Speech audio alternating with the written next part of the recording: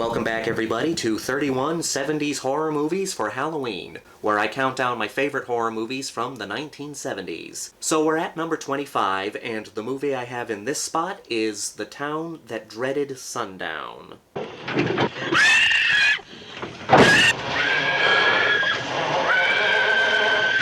When it comes to proto-slasher movies, or slasher movies that came out before Halloween, you always hear about Black Christmas, which is a great movie, and we will be seeing it later on this list.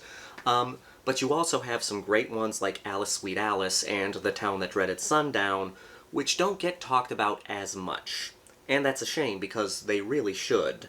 The Town That Dreaded Sundown is a movie about the Texarkana murders that happened back in Arkansas. You had this guy who was dubbed the Phantom Killer, and he murdered a few people in Texarkana, Arkansas, and they were called the Moonlight Murders.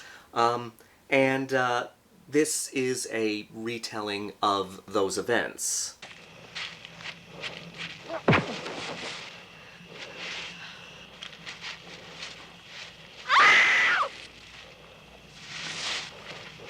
The movie was directed by Charles B. Pierce, who directed The Legend of Boggy Creek before this one. That's a good movie too, but my favorite of the two is The Town That Dreaded Sundown.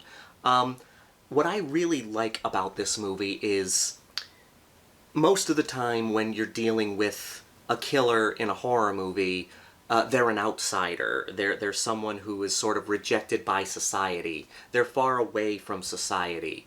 But here, the killer is someone who's part of society. He could be your next-door neighbor. He could be someone you pass on the streets every day. He's an insider.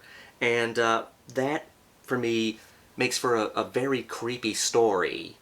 Is he insane? Oh, yes, but not in the usual sense. He could be living what appears to be a normal life right here in Texarkana. He could even be one of your more prominent citizens. There are some goofy moments in this movie, but it doesn't ruin the overall story.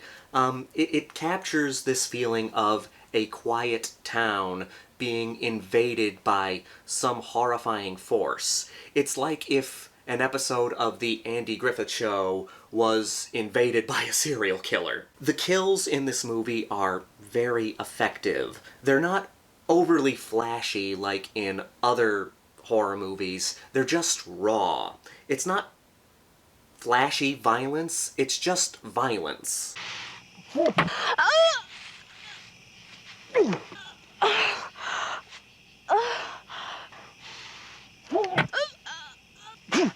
The Phantom Killer is such an intimidating killer. I mean, they do this thing where he breathes, and you can see his mask moving in and out as he breathes heavier, and for me, that just adds this extra creepiness to his character. And we're basically watching this town being overcome by fear because of this unknown killer going around murdering people. But the thing is, the killer is, while he's treated like a creep, he's also treated like a human. He makes mistakes. He kills quite a few people, but there are some people who he doesn't kill. He brutally injures them, but they get out of the situation alive.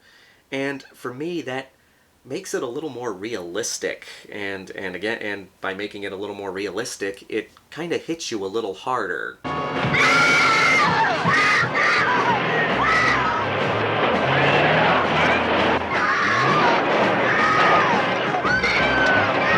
Again, the movie does have campy moments, and it does have some slower moments, but overall it is a fantastic horror movie, a fantastic sort of true crime style movie, and most of all, I do consider it sort of a slasher movie. It's definitely, it would fit in the slasher genre, and it's a good slasher movie that came out before Halloween that I think people should watch. The Town That Dreaded Sundown doesn't get nearly the credit it deserves, and I think it deserves so much more praise than it gets, so if you haven't seen it for the Halloween season, pop it in. I think you'll enjoy it.